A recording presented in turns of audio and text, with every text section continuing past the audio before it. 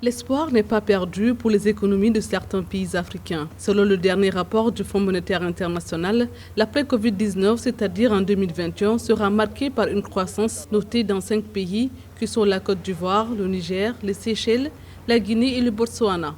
Une situation qui s'expliquerait par le fait que la croissance de ces pays serait moins touchée par la récession car leur PIB est essentiellement tiré par le secteur primaire, notamment l'agriculture. Tous ces pays vivent principalement du secteur primaire, à savoir l'agriculture principalement et les secteurs connexes. Donc cette pandémie a contraint ces pays-là à utiliser d'abord les productions nationales et à se passer un tout petit peu de tout ce qui est importation. La participation ou sinon la contribution de l'agriculture au PIB de ces pays étant très grand, cette productivité-là ne dépend pas de ces mesures barrières comme je l'ai évoqué tantôt, mais dépend plutôt de la pluviométrie.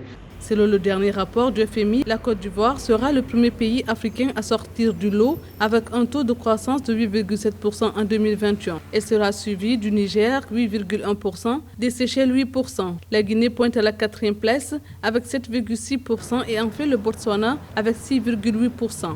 Même si ces 5 pays vont connaître la croissance, les effets de la récession se feront sentir dans d'autres secteurs, tels que le tourisme, le commerce, le transport. Par ailleurs, le coronavirus aura des effets négatifs sur l'évolution de la dette publique dans ces pays.